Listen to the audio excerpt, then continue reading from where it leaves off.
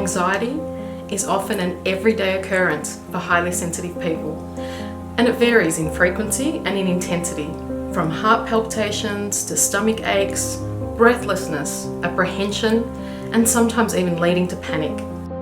I want to communicate a really important point about anxiety and highly sensitive people, and that is, anxiety is often a sign of our body communicating to us that our nervous system is at over-arousal. And recognizing our own body's symptoms of over-arousal is one of the most empowering things that we can do for ourselves.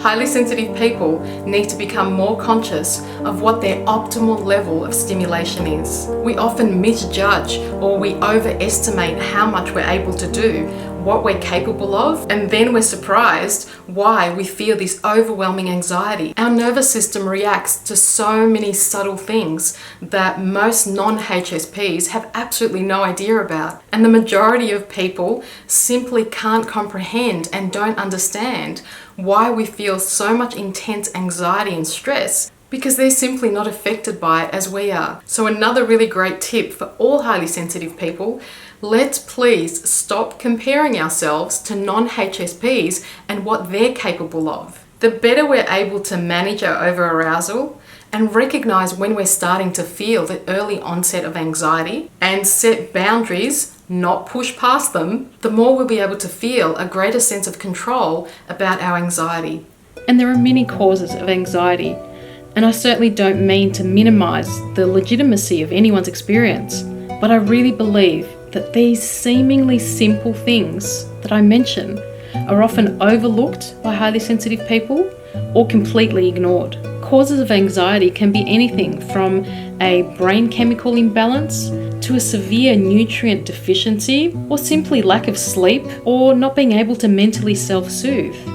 Personally, in my experience, I don't really think that most HSPs are able to cope in a typical 9-to-5 job with deadlines, in a frantic office environment, eating takeaways, downing coffees just to stay awake, juggling family responsibilities, and keeping up with all relationship challenges, and most of all, completely ignoring self-care practices. For us, this, long-term, is a recipe for chronic fatigue and a breakdown.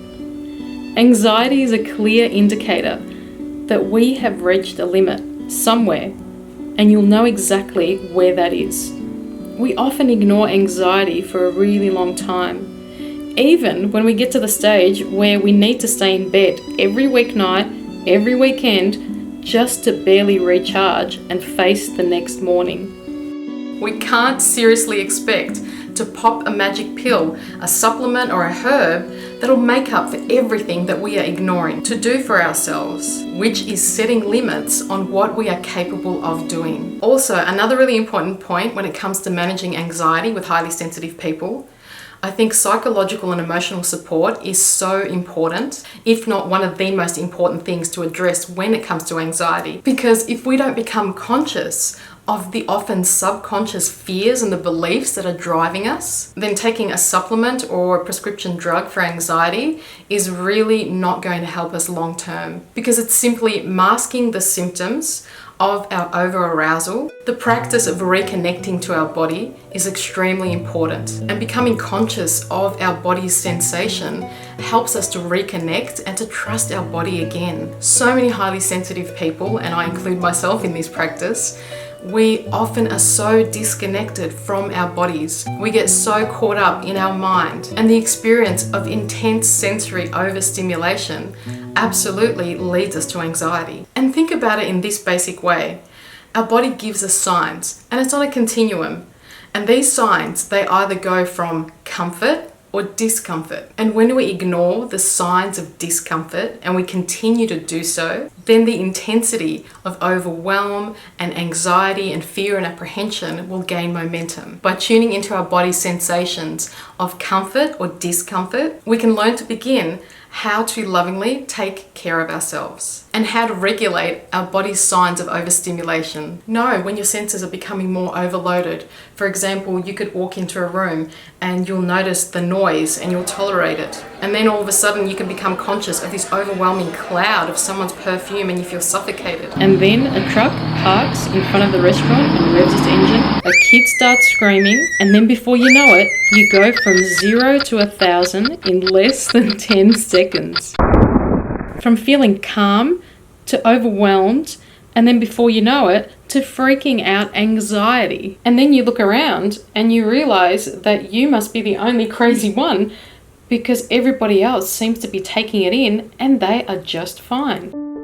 Self-compassion also means removing ourselves from an overly stimulating environment as soon as possible. And taking care of ourselves also means soothing our senses. So even though, of course, I love the idea of helping people relieve their symptoms of anxiety via a herb or a supplement, or if they choose to go to their doctor and get a prescribed drug, I really believe that psychological support at the same time as getting symptomatic relief is absolutely essential when treating anxiety. I think educating people and helping them understand how their unquestioned thoughts and beliefs create sensations and feelings in their body. So if we don't learn anything about the underlying cause of our anxiety, then the effects of the drug or the supplement or the herb will only be effective as long as you take it. So I ask you to please keep these things in mind as I start my nutritional series for highly sensitive people.